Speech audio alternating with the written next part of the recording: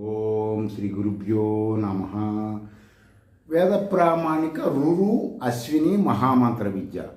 ఈ మహామంత్రం వచ్చేసి ఓం హ్రీం శ్రీం సౌహు భాగ్య మంత్రదేవి నమ. శ్రీం హ్రీం ఐం జూం సహ మమ సర్వరోగాన్ నాశయ నాశయ. అక్కడ మీరు ఆలోచించుకొని ఏదైనా చెప్పుకోవచ్చు. ఫ్రోం నీకు దీర్ఘం ఇస్తే నీ ఇచ్చి క్రావడియాలి, నిర్రీం అంటారు. ఫ్రోం నిర్రీం తహ శ్రీ అశ్విని దేవతా స్వరూప నీలకంఠాయ స్వాహ. ఈ మంత్రం ఎక్కడుందండి? ఏంటంటే ఇది ఋగ్వేదం 10వ మండలంలో నిగూఢంగా ఉంటుంది.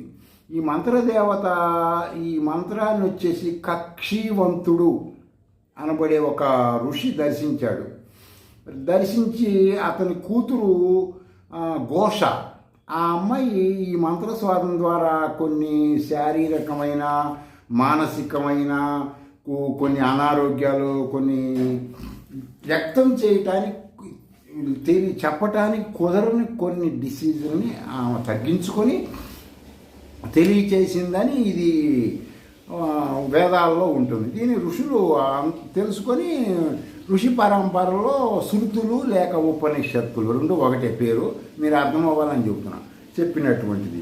దీనివలన ఈ సూక్త నేను శ్రీ విద్యాపరంగా మీకు చెప్పాను. ఇది సూక్తంగా ఉంటుంది. దాంట్లో ఆ అమ్మాయి అశ్విని దేవతలను దర్శించినటువంటి విషయం సూక్తము అంటే ఏంటండి? శ్రీ విద్యా మంత్రం అంటే ఏంటండి? గతంలో చెప్పాను, అయినా ఇంకొకసారి చెప్తున్నాను. సూక్తము అంటే ఇప్పుడు ప్రత్యంగిరాకి సంబంధించిన 64 అధర్వణ వేదంలో ఉంటాయి. 64కి ఇంకో 64 కలిపి మొత్తం ఒక సూక్తం అంటారు దాన్ని. శ్రీ విద్యలోకి వచ్చేసరికి ఏది అవసరమో అది తీసుకుంటారు. సాధకుడికి అన్నీ అవసరం లేదు కదా, వాడికి ఏ విటమిన్ తక్కువ ఉంటుందో ఆ విటమిన్కి సంబంధించిన ట్యాబ్లెట్లు వాడుకునే సూత్రం ప్రకారము ఈ శ్రీ విద్యలో మంత్రాలు ఉంటాయి. ఇప్పుడు అందరూ ప్రత్యంగిర మంత్రం ఒకటి చేస్తారు. ఆ మంత్రం వచ్చేసి ఈ సూక్తంలో ఒక బిట్టు మొత్తం సూక్తం మొత్తం చేయడం అంటే అది చాలా విశిష్టమైనటువంటిది. అది వేదం చదివిన వాళ్ళకి, వేద శబ్ద భాష్యం తెలుసుకున్న వాళ్ళకి, వేద అంగములు తెలుసుకున్న వాళ్ళకి ఆ దేవత గుణగణాలు తెలుస్తాయి.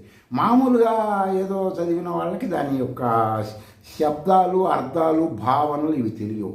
జనరల్గా సూక్తం పట్టిస్తే కొద్దిగా వాళ్ళకి ఇంటర్నల్గా కొన్ని బెనిఫిట్స్ ఉండొచ్చు, కానీ అన్ని బెనిఫిట్స్ ఉండవు అన్నమాట. శబ్ద అర్థ జ్ఞానం ఉండాలి.